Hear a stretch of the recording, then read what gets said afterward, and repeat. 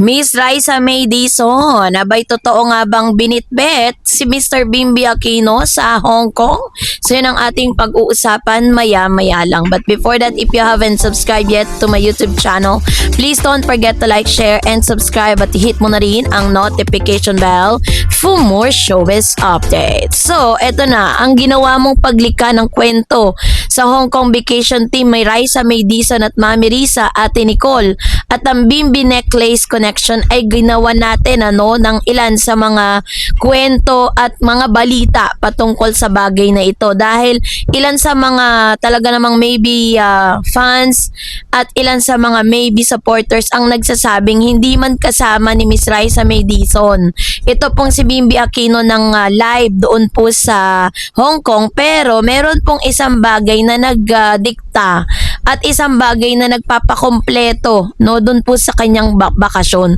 Paano nga ba dinala ni Miss Raisa May Dizon si Bimby sa Hong Kong? Ang viral Hong Kong vacation ng Team Raisa at ang iconic response sa fake news sa kwintas ni Bimby Aquino Tone.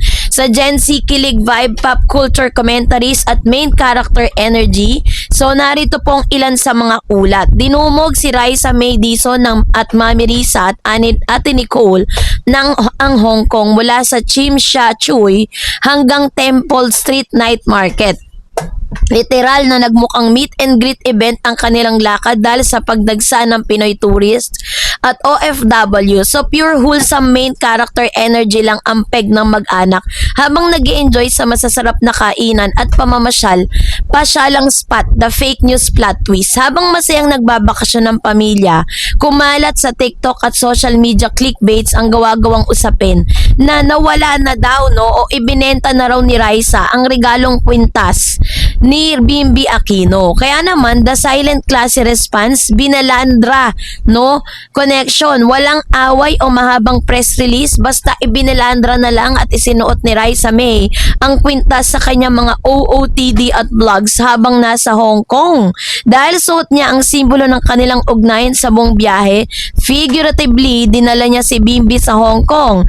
Ang kaya naman yung ultimate kilig, patunay ito na binibigyang halaga at iniingatan ni Raisa mga bagay na may sentimental value mula sa mga taong malapit sa kanya. Solid approve pa rin ang iconic Raisa Bimby nostalgia, kilig connection ng masa.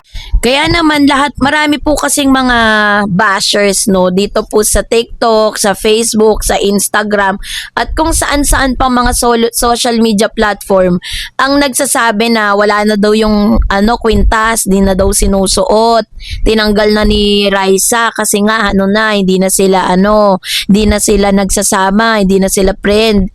Dami mga hanash, 'di ba? Ang dami mga paninira, ang dami mga komento na hindi naman talaga nakakatulong sa kanilang personal growth. So, dahil diyan, hindi po kailangang sagutin ng derechahan niya ni Miss Raisa. Papakita niya 'yan sa pamamagitan ng mga gawa niya. Kaya naman yung pagsuot at pagbalandra ni Raisa May sa kwintas na regalo sa kanya ni Bimby Aquino tulad noong June 2026 sa mismong kaarawan ni Raisa, saan man siya magpunta mula sa Manila hanggang sa bakasyon niya sa Hong Kong, ay meron pong napakalalim na kahulugan sa showbiz culture at Gen Z social media space. So, yung simbolo nito, yung kahulugan ng pagsuot ni Raisa May, una yung emotional security at no-cops loyalty. Sa modernong dating at friendship culture, ang pagsuot ng regalong kwintas araw-araw o sa mga biyahe ay ang ultimate soft flex. Pinapakita ni Raisa na secured ang kanilang ugnayan at hindi to basta-basta mawawala nang dahil lamang sa distansya or chismis. Kasi kung hindi na talaga mahalaga sa iyo yung isang tao, bakit mo ikikip yung mga regalo niya? Diba? Ganon lang naman sa madaling salita Ibig sabihin, meron na sila talagang iniingatan po ni Raisa May Dizon ang isang bagay na nagko-connect sa kanilang dalawa. And of course, syempre po, meron kasi yung tinatawag ng sentimental value over material price. Kahit patanyag at mamahaling Tiffany & Company heart tag pendant necklace ang regalo, mas itinatampok ni Raisa ang emosyonal na halaga nito. Ito'y simbolo ng kanilang childhood nostalgia mula pa noong My Little Bossing 2013 hanggang ngayon parehos na silang maging ganap na dalaga at binata. 'Di ba? Kasi kung tutuusin, yung kwintas na ibinigay po ni Bimbi kay Raisa, kaya po ni Raisa bumili nun dahil po sa laki po ng kanyang mga kinikita sa lahat ng kanyang mga platforms at the same time sa kanya pong pag-host sa Itbulaga. Dahil OG na siya or original na po na Daver Cards yan, hindi na lang po hindi na po maliit yung sweldo niyan, kundi malaki na po yung sweldo niyan sa Itbulaga. Kaya wag na tayong mag-isip na parang yun yung kwintas na ganyan, 'di ba? Kung tutusin, kaya niya pong bilhin yan, 'di ba? Kaya niya pong mag-avail ng ganyang klase ng kwintas dahil meron naman siyang sariling pera. At the same time, nakakapag-travel nga siya sa iba't ibang lugar eh. Pero dahil po yan ay regalo ni Bimbi, hindi niya tinitignan dyan yung price eh. Hindi niya tinitignan kung anong klase ng kwintas. Siguro kahit hindi mamahaling kwintas yan, iingatan pa rin niya ni Raisa dahil yun po ay simbolo ng kanilang malalim na pagkakaibigan and connections na matatawag with Mr. Bimbi Aquino. Kaya yung mga nagpapakalat dyan na wala na daw, ayan ang ebidensya. Suot-suot po ni Raisa May Dizon yung kwintas sa Hong Kong. Nung nakatube po siya na white, pero nung nakatube siya na black, maaaring tinanggal niya kasi hindi bagay dun sa kanya pong sa kanyang outfit, kaya tinanggal niya. Pero it doesn't mean na tinapo niya na, sinanla, binenta niya na.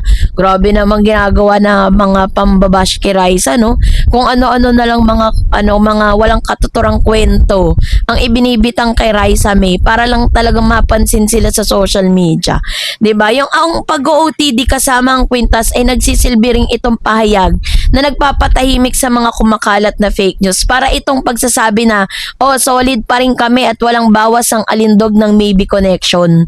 'Di ba? Yun yung parang gustong iparating kasi ni Raisa doon po sa kanyang finlex doon sa kanyang ginawa, 'di ba? Na parang itigil na ang fake news, 'di ba? Ako na ang magko-confirm kasi at the end of the day wala namang ibang pwedeng mag-confirm ng totoong estado ng kanilang relationship kundi siya lang at si Bimbi lang, 'di ba? Kahit po kung sino mang mga vloggers na talagang magbabalita sa inyo, hindi po kami ang magko-confirm niyan, sila pa rin. Kami po ay nagbibigay lamang ng mga info base po dun sa mga articles, mga resibo na aming nakalap, 'di ba? Kaya naman yung gentlemanly connection at high respect, ang gesture ay pagkilala rin sa kabaitan at pagiging gentleman ni Bimbi noong personal niya itong isinuot sa leeg ni Raisa. Kaya naman yung patuloy na pagsuot nito ay pagrespeto rin sa effort at genuine affections ng nagbigay, no? So ibig sabihin, Raisa May Dizon is hindi po siya tumitingin dun sa regalo, hindi niya tinitignan kung ano yung gift, but ang kanya pong nirerespeto is yung giver. Sino ba yung giver? Walang iba yung kundi si Mr. Bimbi Aquino Yap. Yan. So, kaya naman i-debunk na natin yung fake news na yan na wala na daw yung kwintas at ibinenta na. Hindi po totoo yun. So, kayo po, anong yung saloobin patungkol dito, mag-comment kayo sa comment section. And that's it for today. For more videos and updates, please don't forget to like and subscribe, and please don't forget to follow my Facebook page, Dareds TV and Dareds Channel. God bless everyone.